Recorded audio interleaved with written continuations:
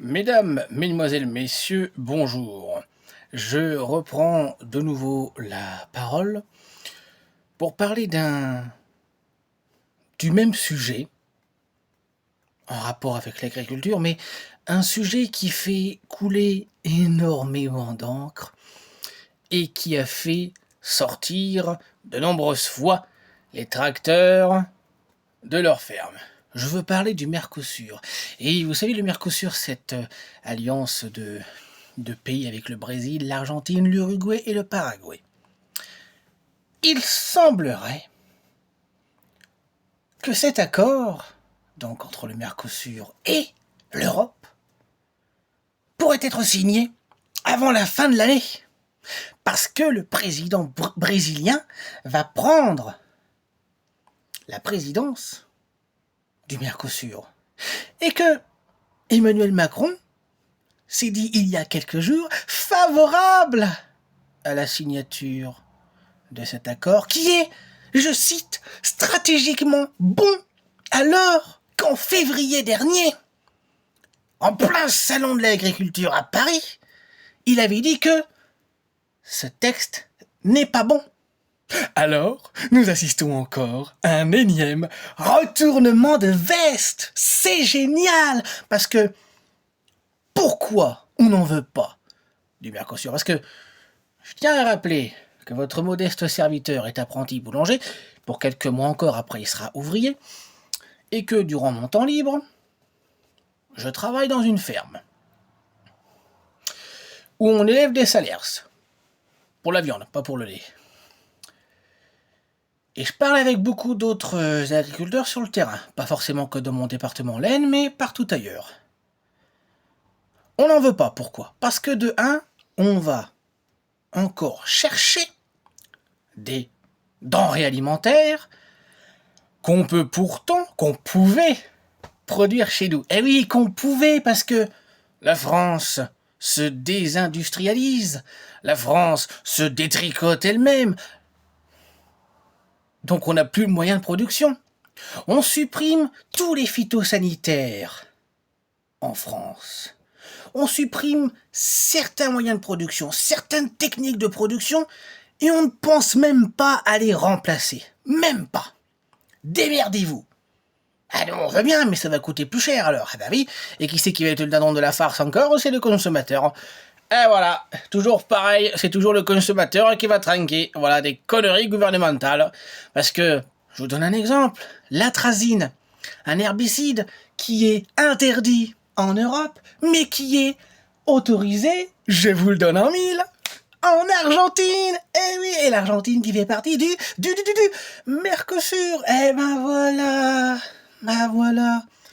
Alors, il y a une condition pour que l'accord soit signé. Il y a une condition pour Emmanuel Macron, président de la République française, c'est qu'il y ait des clauses de sauvegarde, des clauses miroirs. Mais tu peux pas en avoir. Pourquoi on peut pas en avoir? Parce que on n'est déjà pas sur les mêmes moyens de production. On n'est pas sur les mêmes modes d'élevage. Chacun a un système différent. Chez nous, c'est raisonné. Là-bas, c'est plus intensif. Donc, à partir de là, il ne peut pas y avoir de clause miroir.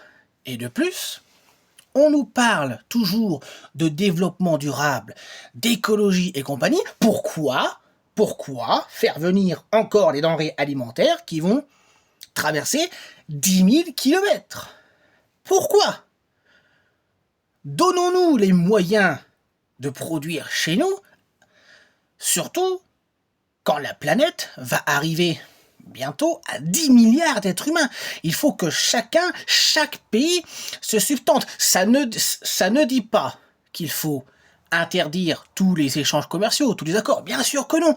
Mais il faut des accords intelligents, raisonnés. C'est pas je vais te vendre mes voitures, toi tu vas m'amener ce que j'ai déjà. Non, parce que le Mercosur c'est quoi? C'est en plus de ce qui est déjà importé, il va y avoir donc en plus 90 000 tonnes de volailles, 100 000 tonnes de viande bovine et 100 000 tonnes de sucre. Déjà que le tonne de betterave n'est pas beaucoup payé pour les betteraviers français, vous imaginez si ça arrive sur le marché européen et sur le marché français, bah les prix, ça va baisser. Donc je ne comprends pas la logique. Il y a eu tellement de manifestations, il y a eu tellement d'opposition, que là, on va continuer à nous la mettre profond. Est-ce qu'on va rester sans réagir ? Je ne le voudrais pas.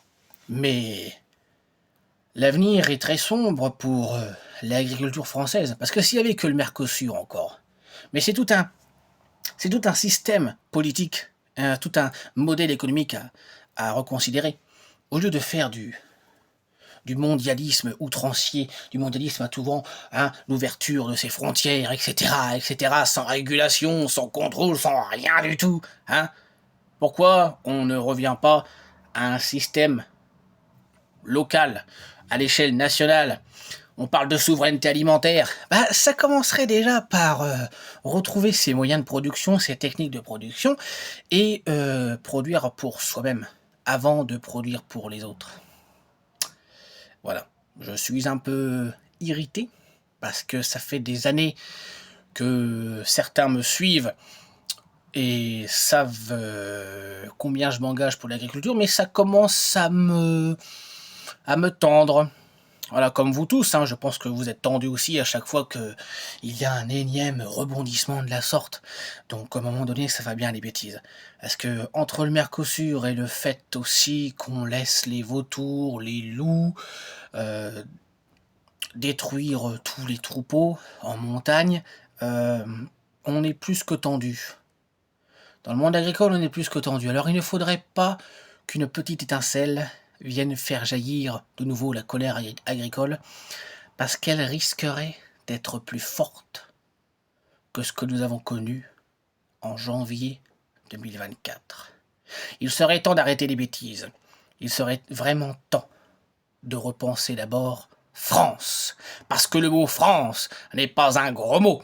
Parce que le mot France a fait beaucoup pour nous par le passé, a été beaucoup pour certains, a représenté énormément de choses, et que la France a été le phare du monde jadis, et qu'elle peut devenir un nouveau guide pour tous les peuples, et surtout un nouveau guide en politique. Mais ça, il faut avoir le personnel politique adéquat et à la hauteur, et malheureusement, à mon humble avis, je répète, à mon humble avis, à part quelques individualités très belle, très excellente, avec des cerveaux brillants, il n'y a personne, en tout cas parmi ceux qui veulent accéder au trône suprême, il n'y a personne qui veut vraiment remodeler la France et lui redonner ses lettres de noblesse.